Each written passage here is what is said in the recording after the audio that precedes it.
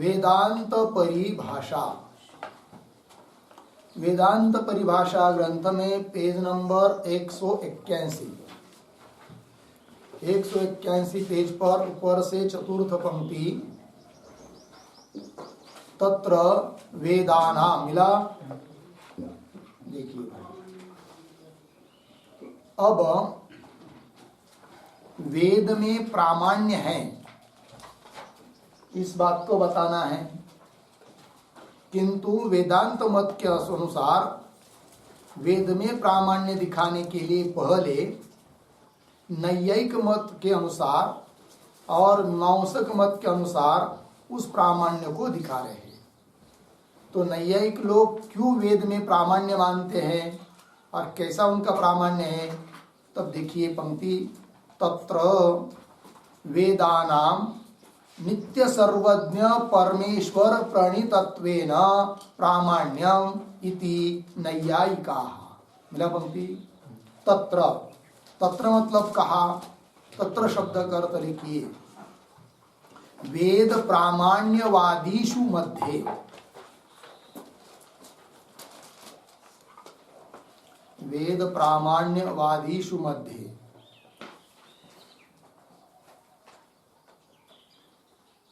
ठीक है, मतलब वेद को प्रमाण मानने वाले जितने लोग हैं उनमें से पहले नैयायिक को लिया।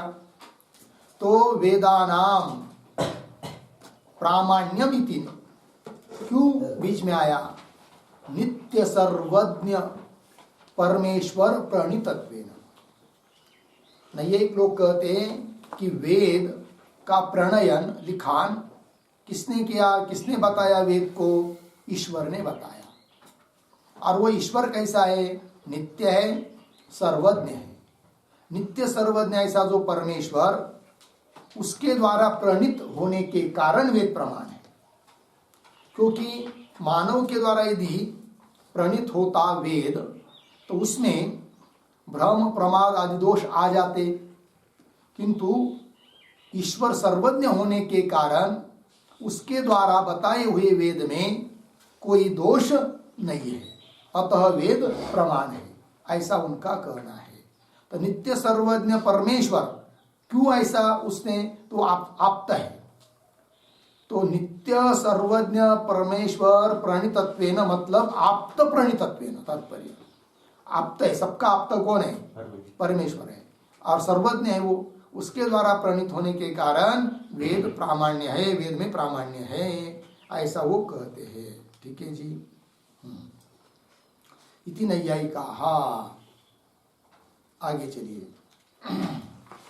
तो फिर मीमांसक क्या कहती इस बारे में, तो वो लिख रहे आगे।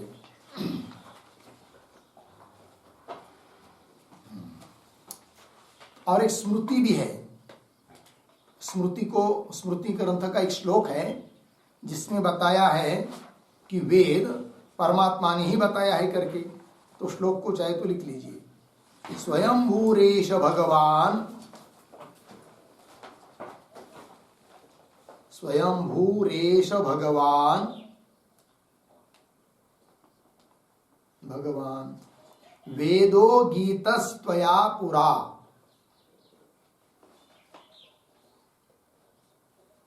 वेदो गीतस्त्वया पुरा, पूर्ण विराम। शिवाद्या ऋषि पर्यंता,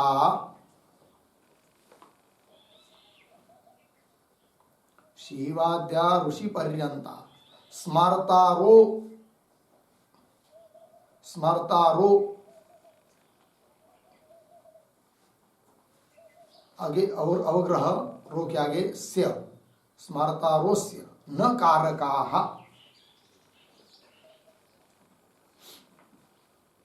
न कारकाः स्मृति है। तो आगे एक वाक्य, इति स्मृतेः च, इति स्मृतेः च वेदस्य, वेदस्य परमेश्वर प्रणीतत्व अवगमात्,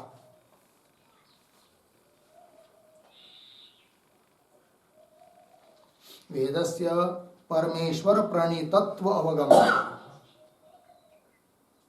अर्धविराम। परमेश्वरस्य एव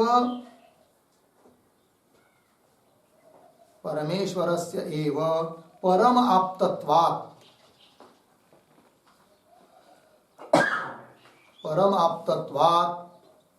प्रामाण्यम इति।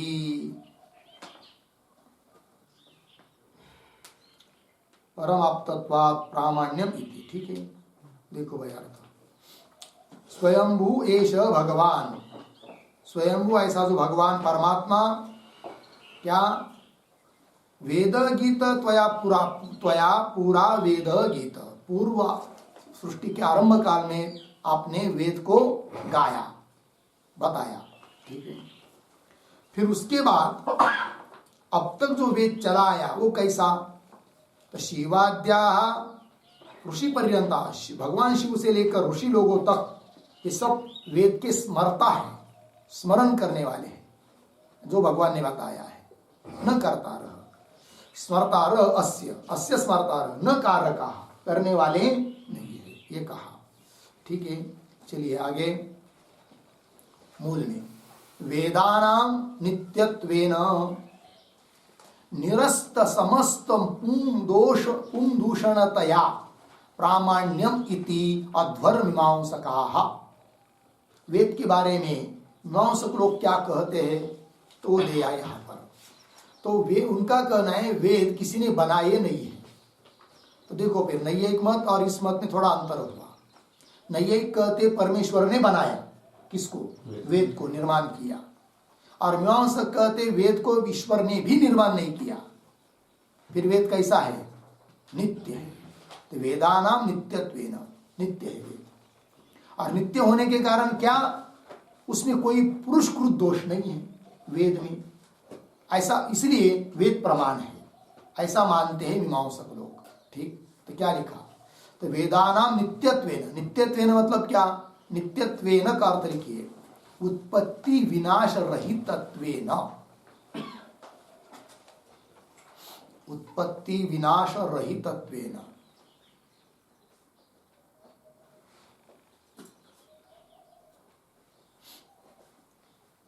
उत्पत्ति विनाश रहित है वेद, नित्य है। और वेद नित्य है, इसके लिए वो स्मृति का प्रमाण भी देते हैं। पाराशर स्मृति का एक श्लोक आता है, वेद नित्य है ऐसा बताने वाला। तो क्या श्लोक है वो, तो श्लोक को लिखिए, न कश्चित वेद कर्ता च, न कश्चित वेद कर्ता च वेदम स्मृत्वा चतुर्मुखः, वेदम स्मृत्वा चतुर्मुखः, पूर्ण विराम। तथैव धर्मान् स्मरति, तथैव धर्मान् स्मरति मनुः कल्पान्तरान्तरे, मनुः कल्पान्तरान्तरे। हो गया पाराशर स्मृति। अर्थ देखिए भाई, न कश्चित वेद कर्ता च, कश्चित वेद कर्ता न, कोई भी वेद को बनाने वाला नहीं है, वेद नित्य है। फिर ब्रह्मदेव, तो कह रहे ब्रह्मदेव भी वेद को नहीं बनाता है, फिर क्या करता है वो, तो कह रहे चतुर्मुख वेदम स्मृत्वा, केवल स्मरण करता है। ठीक है ना, याद करता है, मतलब पहले से है वेद, उसको केवल वो स्मरण करता है, कंठस्थ करता है, याद करता है, स्मरण करता है, स्मरण कर करके धर्म को बताता है। तो वही लिखा वेद, चतुर्मुख वेदम स्मृत्वा तथा एव, उसके अनुसार ही, वेद के अनुसार ही धर्मान स्मरति, धर्म को बताता है।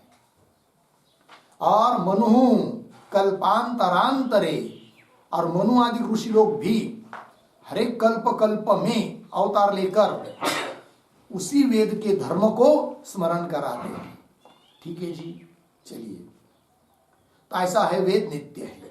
तो वेदानां नित्यत्वेन, नित्य होने के कारण पुरुषकृत दोष उस वेद में नहीं है, तो वही लिखा है, निरस्त समस्त पुंदूषणतया। मिला पंक्ति? इस पद का विग्रह लिखिए। निरस्तानि, निरस्तानि बराबर अपगतानि, अपगतानि समस्तानि,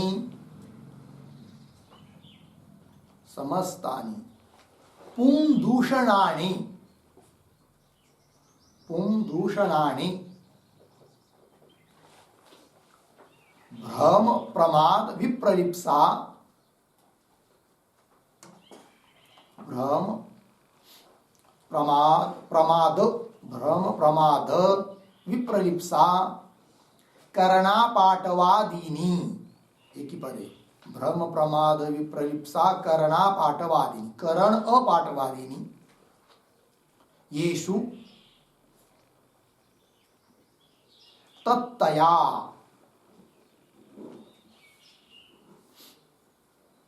हो गया।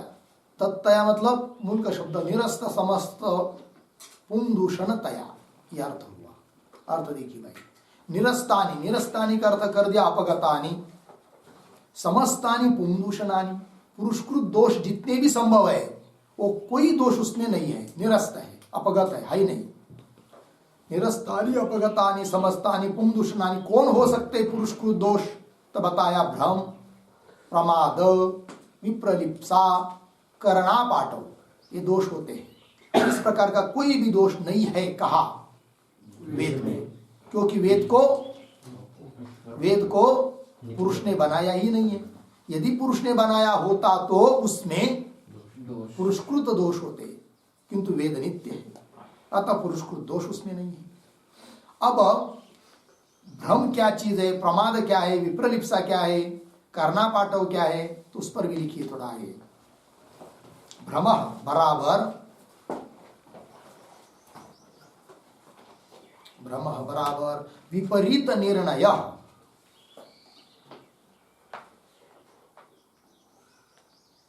विपरीत निर्णय। ठीक, आगे प्रमाद बराबर, प्रमाद बराबर प्रयत्नेन कर्तव्ये कार्ये,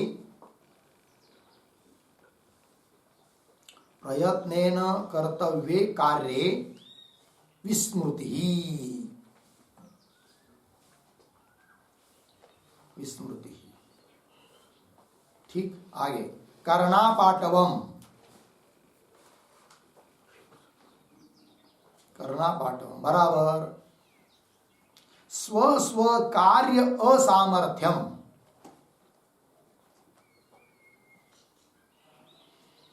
स्व स्व कार्यासामर्थ्यम। ठीक, आगे विप्रलिप्सा बराबर नंबर 1 वंचनेच्छा, वंचनेच्छा। नंबर 2 अन्यथा प्रतीतस्य, अन्यथा प्रतीतस्य अर्थस्य, अर्थस्य अन्यथा बोधयितुम इच्छा, अन्यथा बोधयितुम इच्छा।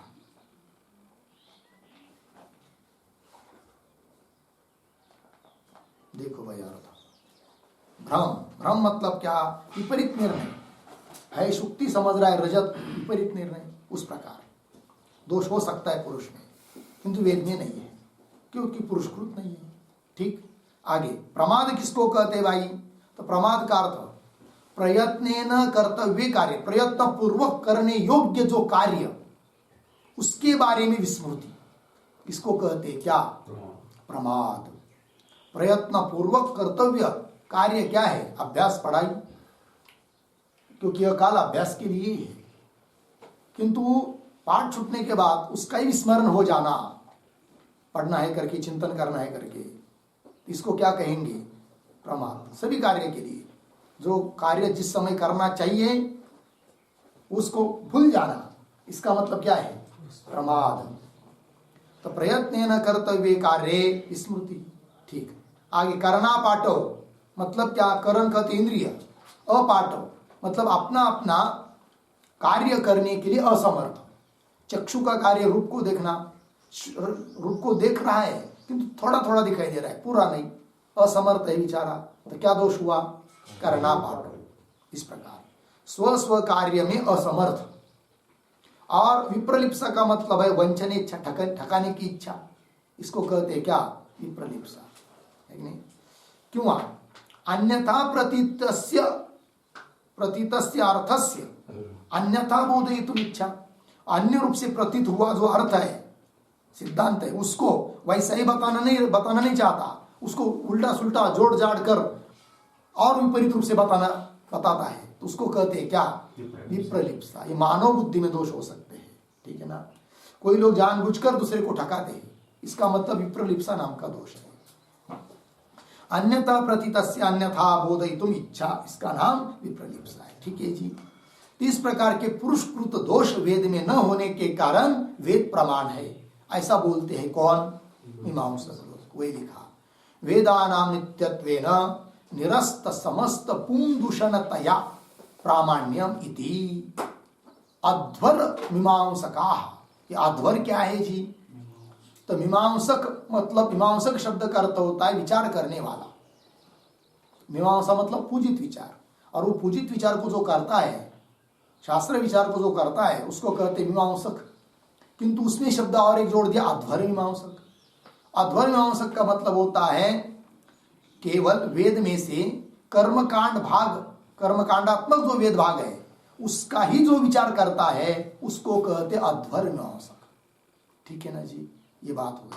और वेदांति को कह सकते फिर इसकी तरह ब्रह्म मीमांसक, है कि नहीं? कि वेद में ब्रह्म का निरूपण जिस भाग में हुआ है, ऐसे वेद के अंतिम भाग, उपनिषद भाग का विचार करने वाला जो, उसको कहेंगे क्या?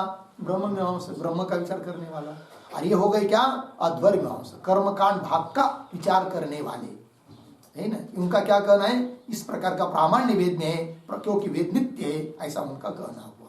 चलिए, वेदानां नित्यत्वेन निरस्त समस्त पुंदूषणतया प्रामाण्यम इति अध्वर मीमांसकाः। लग गए जी पंक्ति? आगे चलिए। अस्माकं तु मते, अस्माकं, अस्माकं वेदांति, अस्माकं करते वेदांति नाम, तु मते वेदांत मत में तो क्या है बता रहे? अस्माकं तु मते वेद न नित्य, वेद नित्य नहीं है। किसकी तरह? मीमांसकों की तरह, मतलब मीमांसक जैसे वेद को नित्य मानते हैं, ऐसा हम लोग वेद को नित्य मानते नहीं है। क्यों? उसका हेतु दे रहे, उत्पत्ति मतवाद, क्योंकि वेद की भी उत्पत्ति होती है। तो बोलेंगे वेद की उत्पत्ति होती है, इसमें क्या प्रमाण? तो प्रमाण दे रहे, उत्पत्ति मत्वम च, श्रुति का प्रमाण। अस्य महतो भूतस्य निश्वसितम एतद् यद् ऋग्वेदः इत्यादि श्रुते, श्रुति का प्रमाण दे दिया।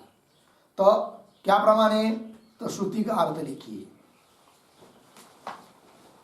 श्रुति में पद आया है महतः, अस्य महतः, महतः मतलब क्या? लिखिए, महतः बराबर अपरिछिन्नस्य,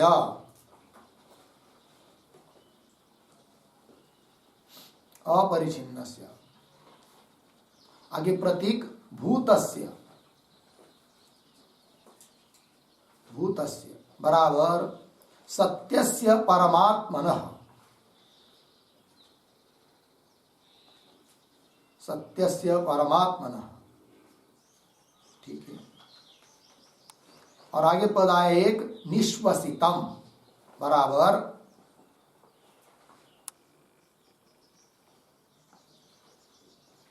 निश्वसितम बराबर निश्वसितम, निश्वसितम मत बराबर अप्रयत्नेन, अप्रयत्नेन लीला न्यायेन,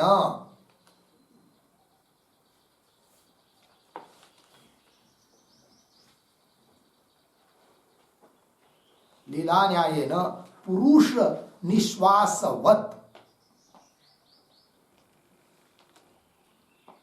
पुरुष निश्वासवत उत्पन्नत्वात् इति भाव। ठीक, देखिए भाई अर्थ। तो अस्य महतभूतस्य, महत मतलब अपरिछिन्न, ऐसा जो सत्य स्वरूप परमात्मा, उस परमात्मा के क्या ये वेद निश्वसित है। निश्वसित है मतलब क्या, उसके श्वास से आए वेद ऐसा अर्थ नहीं। उसके निश्वसित मतलब पहले कल्प में जैसे थे वैसे ही उन्होंने अब निर्माण किए, अभिव्यक्त किए।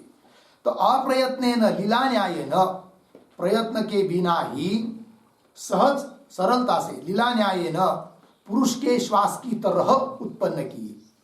किसको, वेद को। किसने, भगवान ने। ये कहा निश्वसिताम यत् एतत् यद् ऋग्वेदः इत्यादि श्रुते। मिल गया जी, ये सब श्रुति का प्रमाण दे दिया।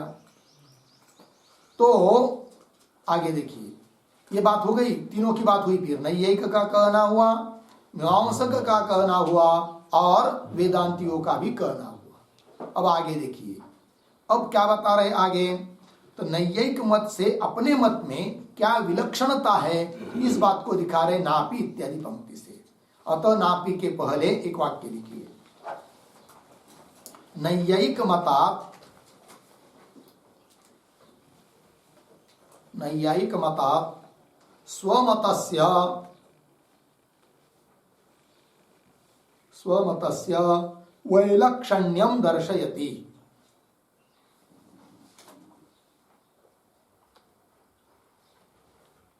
वैलक्षण्यं दर्शयति नापि इति।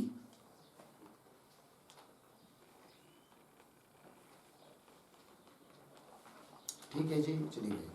नैयायिक मत से वेदांत मत में, अपने मत में क्या विलक्षणता है, इस बात को दिखा रहे। देखिए, नापि वेदानाम त्रिक्षणावस्थायित्वम। जैसे नैयायिक लोग वेद को क्या मानते, त्रिक्षण अवस्थायी। त्रिक्षणावस्थायित्वम इसका मतलब है क्षणिकत्व। उसके ऊपर लिख के रखिए, त्रिक्षणावस्थायित्वम मतलब उसके ऊपर रखिए क्षणिकत्व।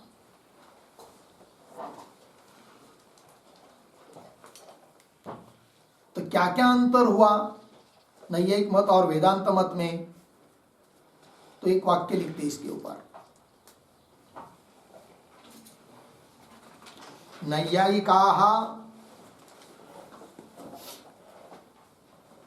नैयायिकाः वेदस्य पौरुषेयत्वं,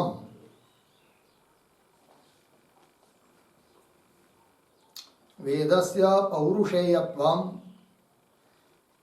अर्धविराम क्षणिकत्वं,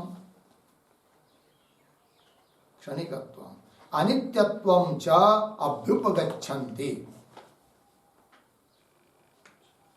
अनित्यत्वं च अभ्युपगच्छन्ति। पूर्ण विराम। आगे वेदांतिनः तु,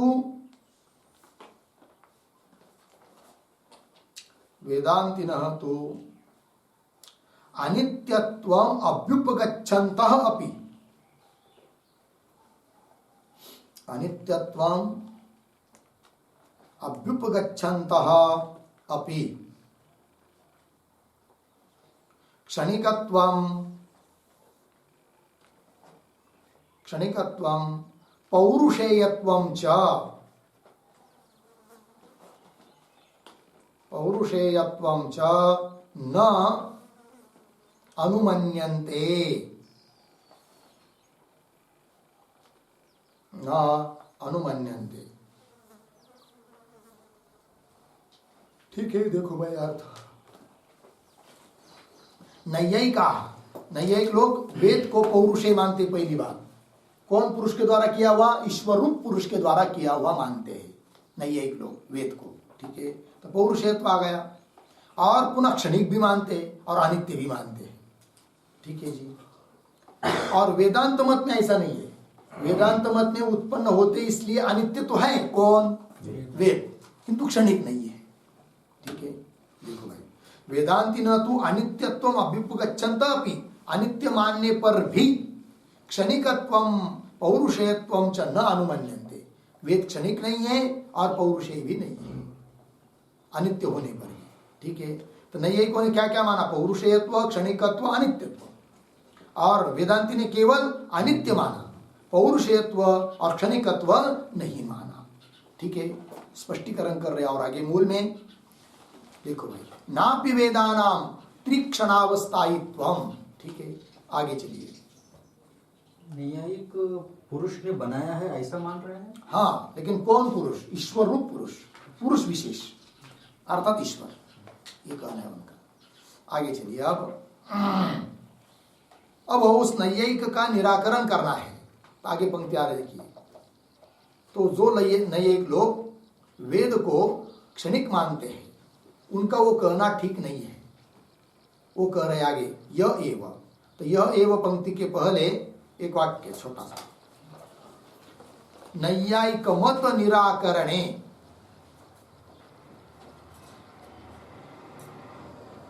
नैयायिक मत निराकरणे हेतुम आह।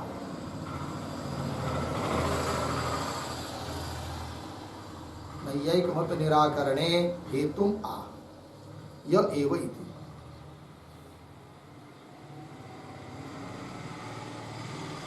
ठीक है, नैयायिक मत का निराकरण करने के लिए हेतु दे रहे हैं।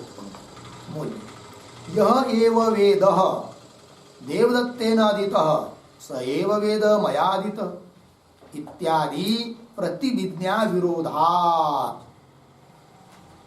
लग गया जी? पंक्ति लगी, पंक्ति देखिए, उसके पहले की पंक्ति पहले पढ़िए। नापि वेदानाम त्रिक्षणावस्थायित्व। मिला क्या? वेदानाम त्रिक्षणावस्थायित्वम अपि न, मतलब वेद 3 क्षण में स्थित होते हैं ऐसा हम लोग मानते नहीं, जैसा कि नैयायिक मान रहे हैं। नैयायिक का कहना है प्रथम क्षण में उत्पत्ति, दूसरे क्षण में स्थिति, तीसरे क्षण में विनाश, यही क्षणिकत्व है। तृतीय क्षणवृत्ति ध्वंस प्रतियोगित्व अर्थात क्षणिकत्व। तो तीसरे क्षण में होने वाला जो ध्वंस, उस ध्वंस का प्रतियोगी बन जाना अर्थात क्षणिक है वेदादिक सब। तो वही देखिए, तो वेदानाम त्रिक्षणावस्थायित्वम अपि न। क्यों भाई, क्यों तुम नैयायिक की तरह क्षणिक नहीं मानते हो? उसका कारण दे रहे प्रतिविज्ञा के साथ विरोध आता है। यदि वेद को क्षणिक मानेंगे तो कैसे? कि प्रतिविज्ञा क्या होती है? प्रतिविज्ञा मतलब वही यह, ऐसा ज्ञान है कि नहीं? संस्कार सहित प्रत्यक्ष आदि प्रमाण से उत्पन्न जो ज्ञान, उसको कहते हैं क्या? प्रतिविज्ञा। स्वयं देवदत्त की तरह। तो वही यह एव वेद देवदत्तेन अधीतः, जो वेद देवदत्त ने, जिस वेद का देवदत्त ने अध्ययन किया, स एव वेद मया अधीतः, उसी वेद का अध्ययन मैंने भी किया। अब यदि वेद क्षणिक होता तो जिस वेद का अध्ययन देवदत्त ने किया वो तो तीसरे क्षण में नष्ट हुआ। अब वह वेद है क्या? है क्या? नहीं, क्योंकि तीसरे क्षण में आप नाश मानते हो, तो कई क्षण चले गए, ये तो नया वेद है। तो फिर ऐसी प्रतिविज्ञा नहीं होनी चाहिए, जबकि प्रतिविज्ञा होती है। अतः वेद क्षणिक नहीं है, अनित्य है, नष्ट होने वाले, क्योंकि उत्पन्न हुए है, किंतु क्या? क्षणिक नहीं है, ये कहना। यह एव वेद वेदेवदत्तेन अधीतः स एव वेद मया अधीतः इत्यादि प्रतिविज्ञा विरोधा। लग गया जी?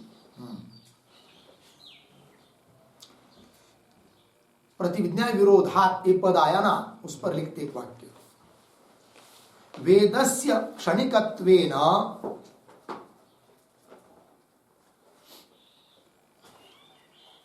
वेदस्य क्षणिकत्वेन प्रत्युच्चारणं भिन्नत्वे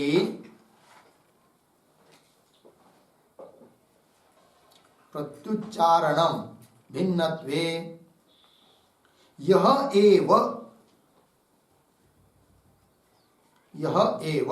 इत्यादि प्रतिविज्ञा न स्यात्। इत्यादि प्रतिविज्ञा न स्यात्। अर्धविराम।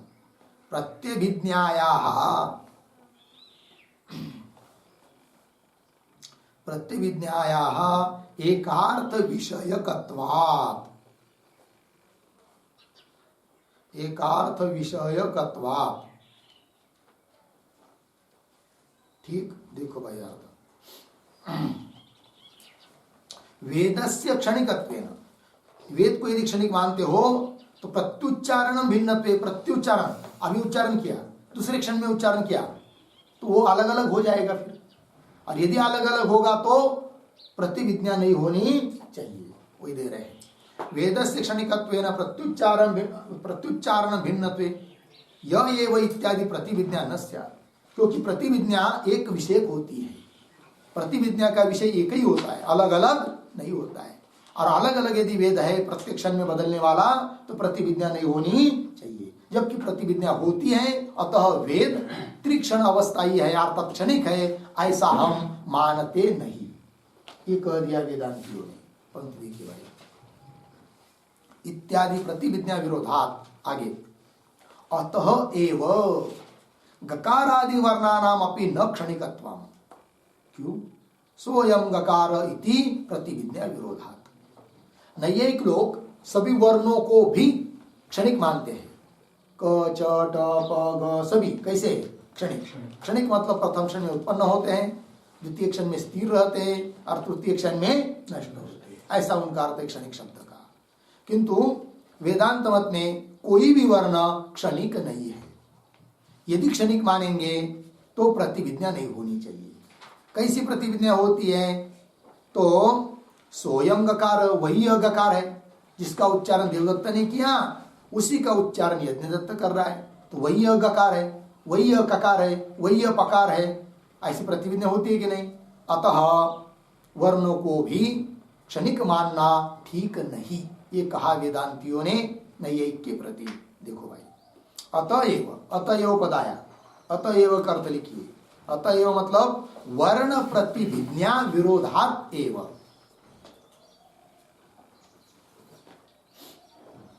वर्ण प्रतिविज्ञा विरोधात एव।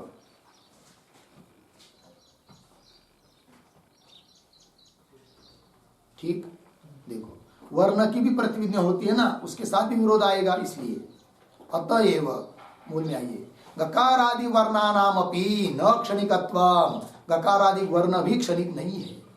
फिर कैसे है? क्षणिक नहीं है, क्यों? सोयम गकार इति प्रतिविज्ञा विरोधा। यदि क्षणिक मानेंगे तो सोयम गकार, वही यह गकार है, वही यह पकार है, यह प्रतिविज्ञा नहीं होनी, अर्थात क्षणिक नहीं। ठीक है, आगे चलिए। तथाच, मिला पंक्ति? तो तथाच के पहले एक वाक्य लिखिए,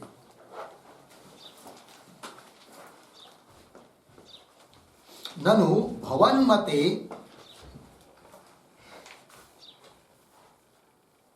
ननु भवन्मते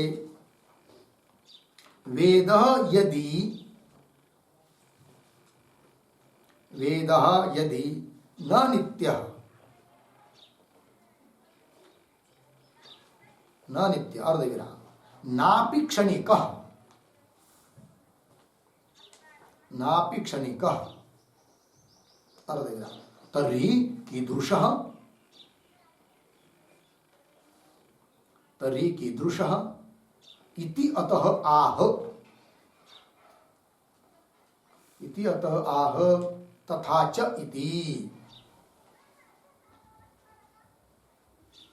तथा च इति। ठीक है, देखो यार कि ननु, कोई पूर्व पक्षी प्रश्न पूछ रहा है सिद्धांतियों को कि हे सिद्धांती, आपके मत में वेद यदि न नित्य, मीमांसक की तरह आप वेद को नित्य भी नहीं मानते हैं, नापि क्षणिक, नैयायिकों की तरह क्षणिक भी नहीं मानते हैं, तर्हि कीदृश, तब कैसा मानते हैं वेद को? बताओ फिर। तो बता रहे सिद्धांती, तथा च वर्ण पद वाक्य समुदायस्य वेदस्य वियदादिवत् सृष्टि कालीन उत्पत्तिमत्वम प्रलय कालीन ध्वंस प्रतियोगित्वम च न तु मध्ये वर्णानाम उत्पत्ति विनाशौ। ठीक है, देखो भाई अर्थ, तथा च, तथा च पंक्ति में शब्द मिला, तथा च का अर्थ लिखिए, तथा च,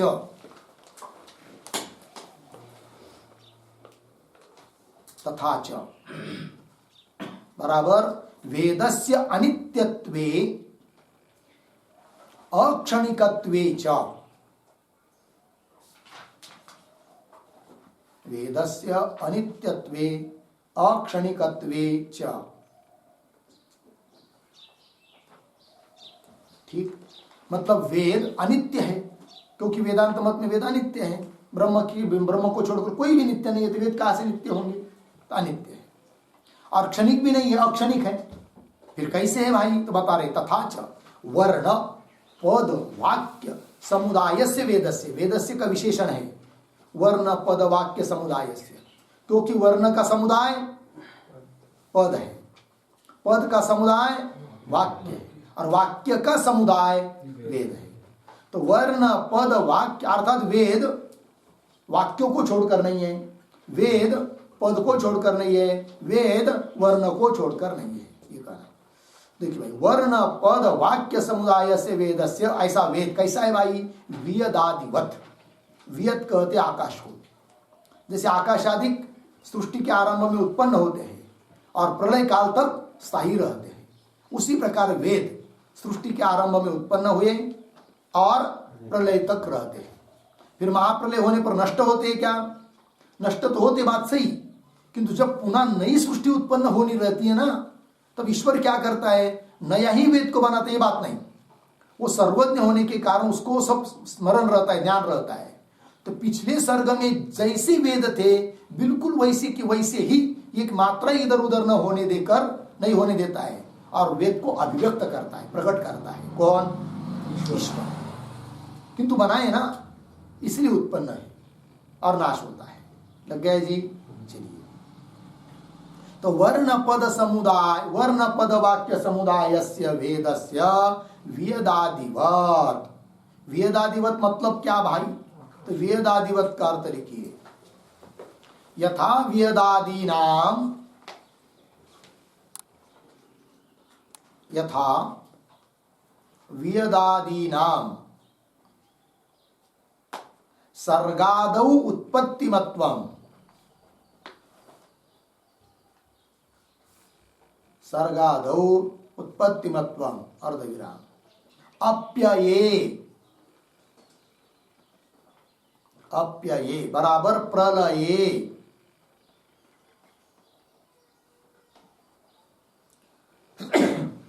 प्रलये विनाशवत्वम, विनाशवत्वम तथा इत्यर्थः।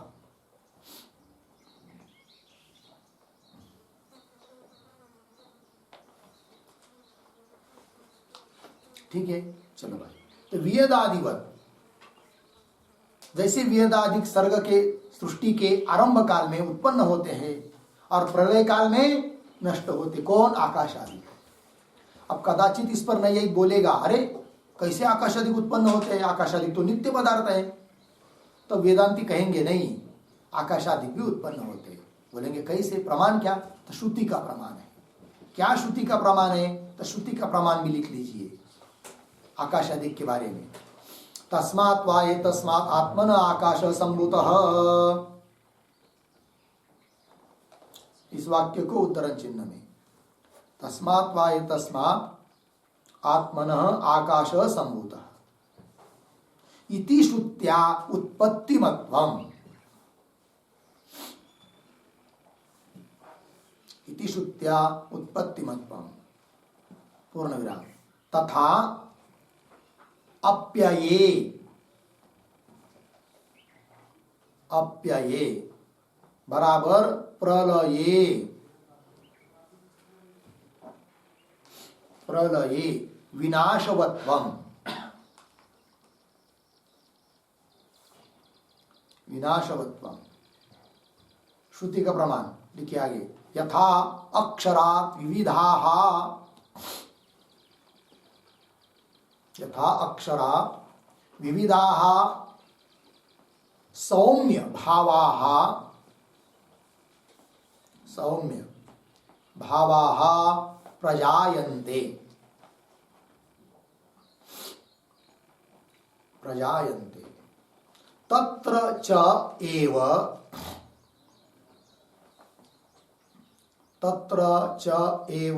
अपीयन्ति उद्धरण चिन्ह 1 इत्यादि श्रुते है। ठीक है जी, चलो। तस्मात् वा ये तस्मात् आत्मन आकाश संभूत, ये श्रुति बताती है आकाश दिक् की उत्पत्ति को। और यथा अक्षरात् विविधा भावा प्रजायते सौम्य, जिस प्रकार अक्षर स्वरूप परमात्मा से विविध प्रकार के भाव पदार्थ उत्पन्न होते हैं, और तत्र च एव अपीयन्ति, प्रलय काल में उसी में लय होते हैं। यहाँ पर बताया फिर विनाश, तो आकाश आदि की उत्पत्ति होती है, नाश होता है। उसी प्रकार वेद भी उत्पन्न होते हैं और प्रलय काल में नष्ट होते हैं। मिला? चलिए, वेदस्य वेदादिवत सृष्टिकालीन उत्पत्ति मत्व और प्रलय कालीन ध्वंस प्रतियोगित्व, ध्वंस का प्रतियोगी होना मतलब विनाश, अनित्य अर्थात नाश होता है। क्योंकि ध्वंस का प्रतियोगी वो चीज बनती है जिसका नाश होता है। घट का नाश हुआ तभी तो घट ध्वंस का प्रतियोगी बना, है कि नहीं? अर्थात विनाशित्व बताया इसमें। प्रलय कालीन ध्वंस प्रतियोगित्व लगा इतना। किंतु बीच में वेद उत्पन्न होता है, नष्ट होता है, ऐसी बात नहीं। एक एक वर्ण भी क क प भी एक ही बार उत्पन्न हुए सृष्टि के आरंभ में और प्रलय काल तक रहते हैं। ऐसा नहीं कि सृष्टि के बीच वाले काल में बार बार रोज रोज उत्पन्न होते नष्ट होते, उत्पन्न होते नष्ट होते, ऐसा नहीं है। ठीक है, वही कह रहे हैं। न तो मध्य वर्णानाम उत्पत्ति विनाश हो, वर्णों की उत्पत्ति नाश बीच में नहीं होता। बीच में मतलब मध्य शब्द आया, मध्य शब्द का अर्थ लिखिए। मध्य बराबर सृष्टि प्रलयोः मध्य, सृष्टि प्रलयोः मध्य, सृष्टि और प्रलय के बीच में, ये उसका अर्थ है। क्या? लेकिन वर्णानाम उत्पत्ति विनाशहु न, वाक्य के आरंभ में आया ना, न तो मध्य वर्णानाम उत्पत्ति विनाश, वर्णानाम उत्पत्ति विनाश क्यों, मध्य वर्णानाम उत्पत्ति विनाश हो न। ठीक है, बोलेंगे मानेंगे तो क्या दिक्कत होगी, बार बार वर्ण उत्पन्न होते नष्ट होते, है कि नहीं? तब कह रहे क्या, अनंत गकार कल्पने गौरवात, ये बाधक है उत्पत्ति विनाश बार बार मानने में।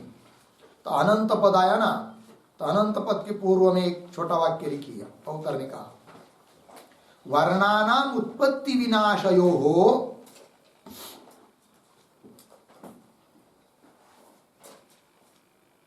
वर्णानाम उत्पत्ति विनाशयोः बाधकांतरम आह, बाधकांतरम आह अनंत इति। ठीक है, देखो भाई, वर्ण के उत्पत्ति विनाश मानने में बाधक बता रहे हैं, अर्थात बीच में उत्पत्ति विनाश मान नहीं सकते वर्णों की। क्या लिख रहे हैं देखिए, अनंत गकार कल्पने, गकार मतलब ग वर्ण, गकार उसके ऊपर लिखिए ग वर्ण, अनंत गकार कल्पने गौरवा।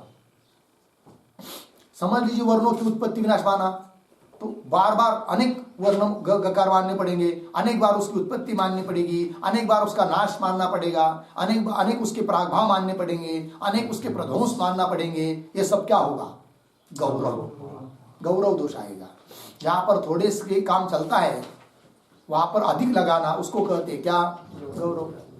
10 रुपए से काम चलता है तो जहां वहां पर 100 रुपए खर्च कर देना, गौरव। ठीक है, तो गौरव दोष नहीं आना चाहिए। अनंत गकार कल्पने गौरवात, लग गया इतना। आगे चलिए, अब प्रश्न उपस्थित होगा, भाई ये क्या कह रहे हैं कि गकार आदि एक ही बार उत्पन्न हुए वर्ण सृष्टि के आरंभ काल में और अंतिम तक रहते हैं प्रलय काल तक, बीच में उत्पन्न नष्ट नहीं होते। किंतु हमको तो फिर बार बार हर बार सुनाई देनी चाहिए क्या वर्ण, क्योंकि उनकी उत्पत्ति विनाश नहीं है ना, तो हमेशा कान में गूंजना चाहिए क्या, ग ग, ये सब ऐसा ही। ऐसा क्यों नहीं होता है? क्योंकि वर्णों को नित्य मान रहे आप, गूंजना चाहिए, वो तो नहीं हो रहा है। क्यों? तो दे रहे आगे, मिला। अनुच्चारण दशायाम वर्णानाम अनभिव्यक्ति तद उच्चारण रूप व्यंजका भावात न विरुद्धते। लग गया जी? देखो भाई, तो अनुच्चारण दशायाम ये पंक्ति आ रही है, उसके पूर्व में एक वाक्य लिखिए,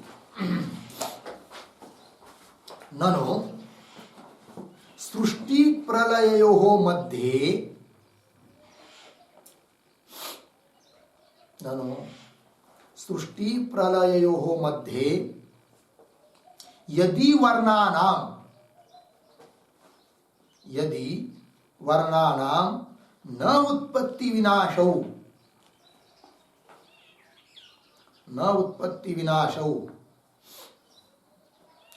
तर्हि तेषां सर्वदा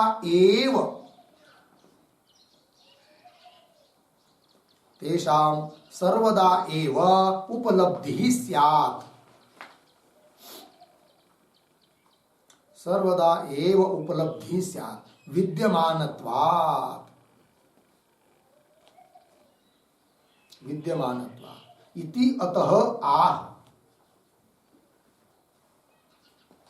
इति अतः आह अनुच्चारण इति।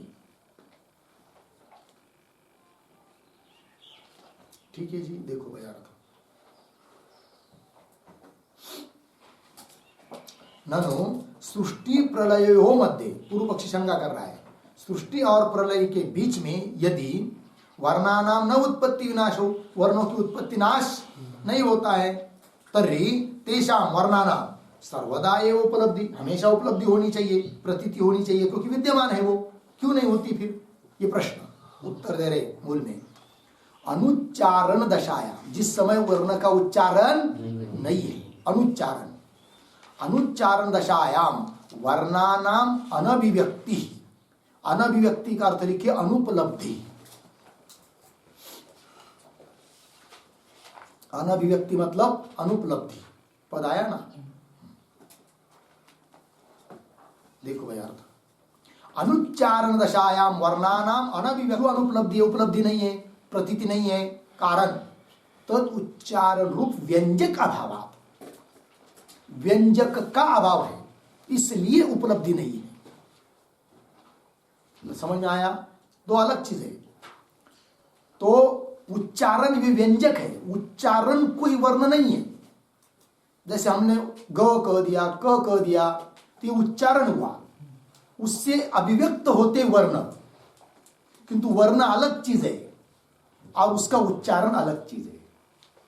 अभिव्यंग्य है वर्ण, अभिव्यंजक है कौन? उच्चारण। तो जिस समय उच्चारण नहीं हो रहा है उस समय वर्ण नहीं है, ये बात नहीं, वर्ण है, किंतु उपलब्ध क्यों नहीं हो रहे? तो उसका व्यंजक नहीं है, उसको दिखाने वाला नहीं है। उदाहरण देखिए, जैसे रेंज, मोबाइल की रेंज सब जगह है कि नहीं? यहां पर सब जगह है, और यदि सब जगह है तो क्यों दिखाई नहीं दे रही भाई? तो दिखाई नहीं दे रही है तो हम नहीं मानेंगे, तो क्या उत्तर देंगे इसके लिए? अरे भाई रेंज है, किंतु दिखाई इसलिए नहीं दे रही है कि उसका अभिव्यंजक नहीं है। लाओ तो तुम्हारा मोबाइल, हाँ ये देखो, ये काड़ी दिखाई दे रही है, अब दिखाई दे रही है ना रेंज? हाँ है रेंज, मोबाइल लग रहा है, आ रहा है, रेंज है, तो है, आपका ऐसा समझ गया, उसका अभिव्यंजक है मोबाइल, इसलिए है। इसका मतलब मोबाइल नहीं है उस समय, रेंज नहीं है, क्या है? फिर दिखाई क्यों नहीं दे रही है? अभिव्यंजक नहीं है। उस प्रकार वर्ण अभी भी है, किंतु उपलब्ध क्यों नहीं हो रही है? उसका अभिव्यंजक जो उच्चारण वो नहीं है, और अभिव्यंजक आ जाता है उच्चारण तो वो दिखाई देते हैं। लग गया जी? हाँ चलिए, अनुच्चारण दशायाम वर्णानाम अनभिव्यक्ति मतलब अनुपलब्धि, उपलब्धि का अभाव, अप्रतीति, क्यों? तद उच्चारण रूप व्यंजका भावा न विरुद्धते, व्यंजका भाव होने के कारण उपलब्धि नहीं है, इसलिए वर्ण है, फिर दिखाई नहीं क्यों दे रहे, ऐसा विरोध आता नहीं। उसके लिए दृष्टांत देकर समझा रहे हैं। अंधकार स्थले घटानुपलम्बवत। ठीक है जी, अंधकार है, घट अंधकार है, घट तो है वहां पर किंतु दिखाई नहीं दे रहा है। अब दिखाई नहीं दे रहा है इसका मतलब घट नहीं है क्या? है तो क्यों नहीं दिखाई दे रहा है? अंधकार होने के कारण प्रतिबंधक है। अंधकार इसलिए उपलब्ध नहीं हो रहा, इसका मतलब नहीं है, ये बात नहीं। उस प्रकार ग क प ये सभी वर्ण नित्य है, किंतु क्यों प्रतीत नहीं हो रहे? इसलिए कि उसका अभिव्यंजक नहीं है कि नहीं? इसलिए उपलब्ध नहीं हो रहा। इसका मतलब वर्ण ही नहीं है, ये बात नहीं। वर्ण तो नित्य है प्रलय तक, ये कहना। अंधकार स्थले घटानुपलम्बवत। लग गया जी इतना? अब पुनः कोई प्रश्न कर सकता है, अरे भाई तुम तो घट को, वर्णों को प्रलय तक नित्य मान रहे हो, किंतु हम लोगों को प्रतीति हो रही है उत्पन्न गकार, नष्ट गकार, गकार उत्पन्न हुआ, गकार नष्ट हुआ। इस प्रतीति का क्या करोगे? इस प्रतीति की संगति कैसी लगाओगे? ये क्या आएगा? प्रश्न आएगा। तब उसका उत्तर दे रहे आगे उत्पन्न इत्यादि पंक्ति से। तो उत्पन्न गकार रही पंक्ति आ रही है ना, इसके पहले में एक छोटा वाक्य लिखिए। तर्हि वर्णानाम उत्पत्ति विनाश प्रतीतेः, तर्हि वर्णानाम उत्पत्ति विनाश प्रतीतेः का गति? का गति? प्रश्न चिन्ह। इति अतः आह उत्पन्न इति।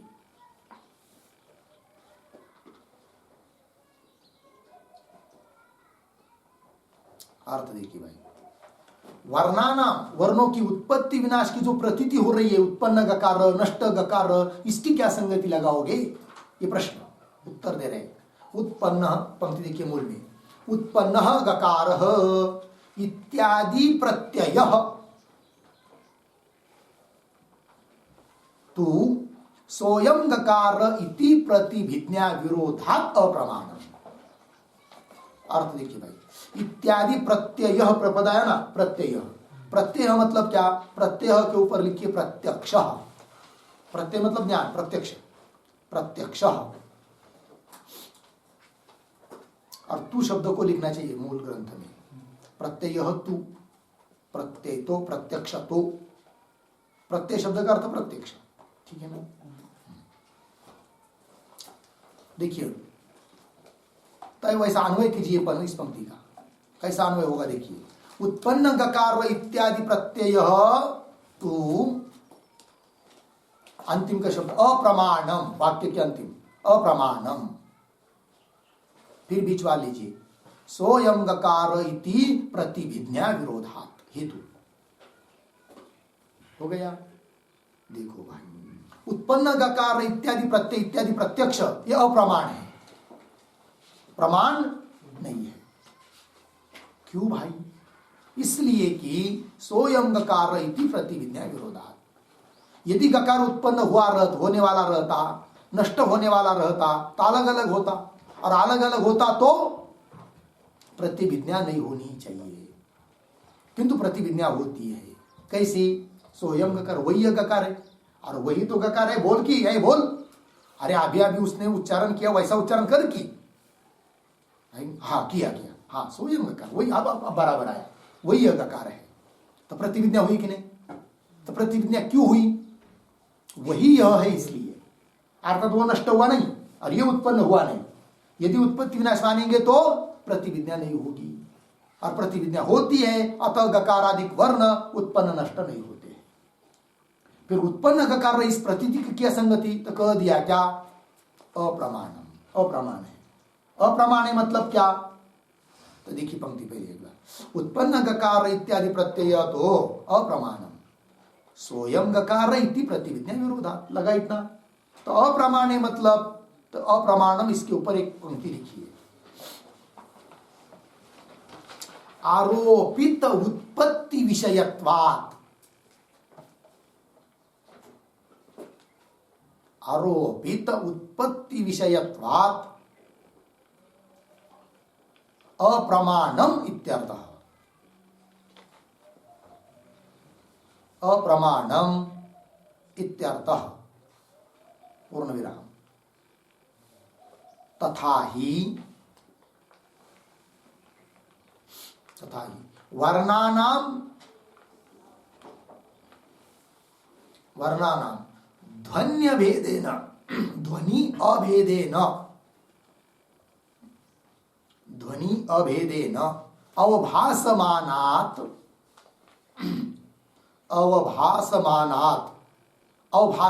देखिए अवभासनात् आगे ध्वनिगत उत्पत्तेः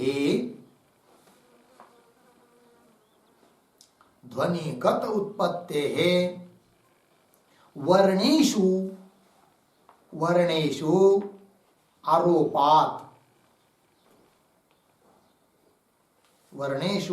आरोपात् इति भावः। आरोपात् इति भावः। ठीक है जी, चलिए भाई अर्थ देखिए। तो अप्रमाण है वो, क्या प्रमाण है? प्रत्यय, प्रत्यक्ष ज्ञान। कौन सा? उत्पन्न गकार इत्याकारक। क्यों? तो बताया आरोपित उत्पत्ति का वो विषय है, वास्तविक उत्पत्ति का विषय नहीं है वो प्रत्यय, आरोपित उत्पत्ति का विषय है। आरोपित उत्पत्ति का विषय मतलब क्या? उत्पत्ति है अन्य जगह, दिखाई दे रही है अन्य जगह, इसलिए वो अप्रमाण है, भ्रम रूप है, सच्चा नहीं है। तो कैसे? तो बताया, तो वर्ण जो होते हैं ना, वो ध्वनि अभेदेन अवभासना। ध्वनि और वर्ण अलग अलग है, किंतु वर्ण को छोड़कर ध्वनि नहीं और ध्वनि को छोड़कर वर्ण की उपलब्धि नहीं। जब भी उपलब्धि होनी है, प्रतीति होनी है, तो दोनों को मिलकर। जैसे घट के ऊपर रूप है, तो घट को छोड़कर केवल रूप की उपलब्धि नहीं और रूप को छोड़कर केवल रूप रहित घट की उपलब्धि नहीं होगी, तो साथ साथ। उसी प्रकार ध्वनि और वर्ण अलग चीज है। उत्पत्ति हो रही है ध्वनि की, किंतु ध्वनि का धर्म जो उत्पत्ति, उसका आरोप हो रहा है वर्ण पर, इसलिए ऐसा लग रहा है गकार उत्पन्न, गकार उत्पन्न हुआ। वस्तुतः गकार उत्पन्न होता नहीं है कि नहीं? ये कहा वर्णानाम ध्वनि अभेदेन अवभासना, ध्वनि से अभिन्न होकर प्रतीत होते, अवभासित होते वर्ण। इसलिए ध्वनिगत उत्पत्ति है, ध्वनि में जो उत्पत्ति है उस उत्पत्ति का आरोप हो रहा है। कहा वर्णेषु आरोपात, वर्ण में आरोप हो रहा है, इसलिए वो प्रतीति हो रही गकार उत्पन्न। अतः आरोपित उत्पत्ति का विषय वो प्रतीति है गकार उत्पन्न, इसलिए अप्रमाण है, वस्तुतः नहीं है। लग गया जी? हाँ। इससे सिद्ध क्या हुआ जी? कि वर्णों की उत्पत्ति नाश नहीं होता है, वर्ण नित्य है। नित्य मतलब ब्रह्म की तरह नित्य नहीं, सृष्टि के आरंभ काल में उत्पन्न हुए हैं और प्रलय काल तक रहते हैं। लग गया अर्थ? चलिए, उत्पन्न गकार इत्यादि प्रत्यय स्वयं गकार इति प्रतिविज्ञा विरोधात अप्रमाणम। लग गया भाई इतना? हाँ। तो एक बात ये कह दी, और कुछ कह रहे, क्या कहना चाहते आगे की पंक्ति से? तो आगे की पंक्ति से इस बात को सिद्धांती कहना चाह रहे हैं कि ठीक एक काम करो, अप्रमाण नहीं मानेंगे उस प्रतीति को। किस प्रतीति को? उत्पन्न गकार, उसको प्रमाण मान लेंगे। तो फिर बोलेंगे प्रमाण मानेंगे, इसका मतलब वर्ण उत्पन्न हुआ क्या? नहीं नहीं, उत्पन्न भी नहीं हुआ है और प्रमाण भी है। वो कैसे? तो उसको बता रहे आगे की पंक्ति में। क्या पंक्ति है वो?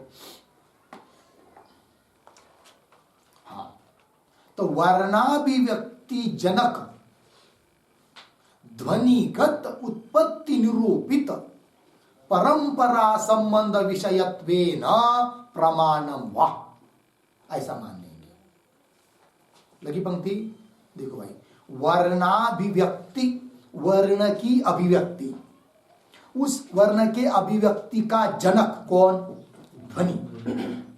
और ध्वनिगत, ध्वनि में विद्यमान है कौन? उत्पत्ति। तो उत्पत्ति का है ध्वनि में, किंतु परंपरा संबंध से दिखाई दे रही वर्ण में, अतः कोई बात नहीं, प्रमाण है कि नहीं? देखिए, ध्वनिगत उत्पत्ति निरूपित परंपरा संबंध विषयत्वेन, वो परंपरा संबंध को विषय कर रही है। कौन? प्रतीति, प्रत्यय, उत्पन्न गकार इत्यादि। तो निरूपित परंपरा संबंध विषयत्वेन प्रमाणम वा लगा। ठीक देखिए, वर्णाभिव्यक्ति जनक ये जो आया ना, उस पर लिखते एक वाक्य, वर्णाभिव्यंजकाः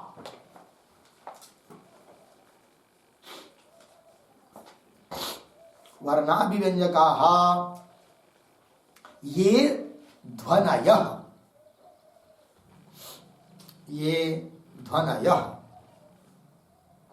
तद्गता या उत्पत्ति, तद्गता या उत्पत्ति तन्निरूपितः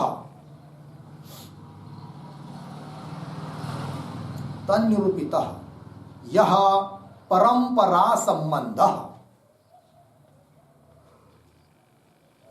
यह परंपरा संबंधः बराबर उद्धरण चिन्ह में स्वाश्रय ध्वनि अभिव्यंग्यत्व रूपः, स्वाश्रय ध्वनि अभिव्यंग्यत्व रूपः, अभिव्यंग्यत्व रूपः।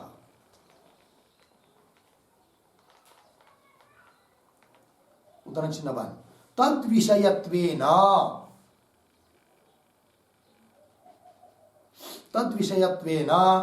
उत्पन्नः गकारः इत्यादि प्रत्ययः, उत्पन्नः गकारः इत्यादि प्रत्ययः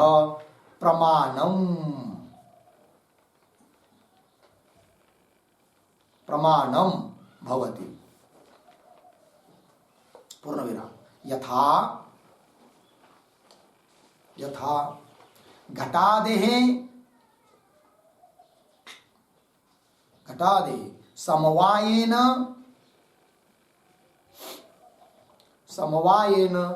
तादात्म्येन वा कपालादौ प्रतीतिः, समवायेन तादात्म्येन वा कपालादौ प्रतीतिः।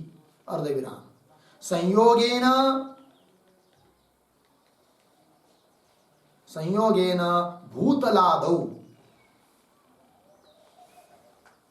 भूतलादौ अर्धविराम। कालिकेन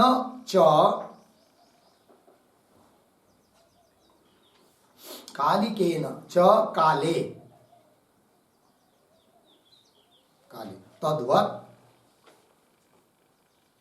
तद्वत् उत्पत्तेः साक्षात्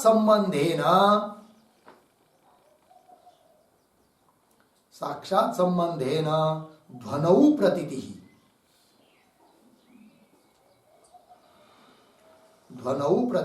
अर्धविराम। स्वाश्रय ध्वनि अभिव्यंग्यत्व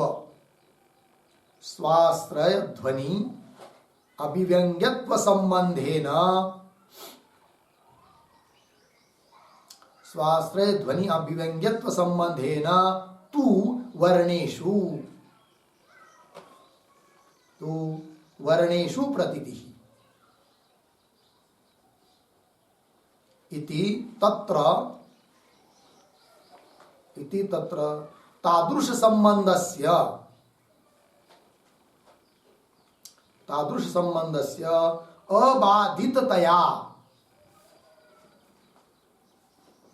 अबाधिततया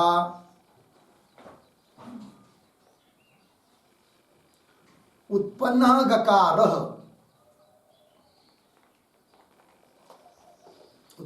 गकारः इत्यादि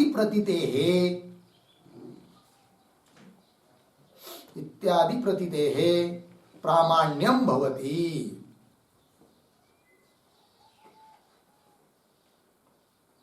इत्यादि प्रतीतेः प्रामाण्यं भवति इति भावः। देखो भाई अर्थ तो क्या करे, तो पहले विग्रह कर दिया। वर्णाभिव्यंजक कहा ये ध्वनय, वर्ण को अभिव्यक्त करने वाले जो ध्वनि, तद्गता उस ध्वनि में रहने वाली जो उत्पत्ति, तन्निरूपित उससे निरूपित जो परंपरा संबंध। तो क्या परंपरा संबंध है? वो बनाया स्वाश्रय ध्वनि अभिव्यंग्यत्व रूप। तो जिसको ले जाना है उसको पकड़ना स्व शब्द से। किसको ले जाना है? बराबर है, उत्पत्ति को। क्योंकि गकार आदि वर्णों में उत्पत्ति प्रतीत हो रही है ना, तो उत्पत्ति को ले जाना है। तो स्व शब्द से पकड़ेंगे किसको? उत्पत्ति को। और उसको ले जाना है कहां पर? वर्ण में। तो संबंध बनाया परंपरा संबंध। क्या आकार है उसका? संबंध का आकार स्वाश्रय ध्वनि अभिव्यंग्यत्व रूप। स्व उत्पत्ति, स्वाश्रय उत्पत्ति का आश्रय कौन? ध्वनि। वर्ण नहीं उत्पन्न होता है, उत्पन्न कौन होती है? ध्वनि। स्व स्व उत्पत्ति, स्वाश्रय उत्पत्ति का आश्रय कौन? ध्वनि। है कि नहीं? पंक्ति देखिए, स्वाश्रय ध्वनि हुआ, उस ध्वनि के द्वारा अभिव्यंग्य, अभिव्यंजक है ध्वनि, और अभिव्यंग्य हुआ कौन? वर्ण। दोनों में अभिव्यंग्य अभिव्यंजक भाव है कि नहीं? द्योत्य द्योतक भाव है। द्योतक है ध्वनि, द्योत्य है वर्ण। प्रकाश्य प्रकाशक भाव, प्रकाश है वर्ण, प्रकाशक है ध्वनि। उसी को कह दिया अभिव्यंग्य अभिव्यंजक। ठीक है ना? तो स्वाश्रय ध्वनि अभिव्यंग्यत्व कहाँ चला गया? वर्ण में। तो इस संबंध से चली गई कौन? उत्पत्ति। कहा? वर्ण में। उत्पत्ति है ध्वनि में, उत्पत्ति कहाँ है? ध्वनि में। और इस संबंध से चली गई कहा? वर्ण में। और इस संबंध से वर्ण में प्रतीत हो रही है उत्पन्न गकार इस प्रतीति से, अतः वो प्रमाण है। कैसे? उदाहरण देकर समझा रहे हैं। अभिव्यंग्यत्व रूप तद विषयत्व लग गया। यथा घटादेह लग गया। उसके बाद क्या पढ़ा था? तद विषयत्वेन उत्पन्न गकार, ये क्या है? इत्यादि प्रतीते है प्रामाण्यम, प्रमाण है वो। ठीक है, उदाहरण दिया। यथा घटादेह, घट समवाय संबंध से नैयायिक मत के अनुसार कहाँ रहता है? कपाल में। वेदांत मत में घट तादात्म्य संबंध से रहता है कहाँ? कपाल में।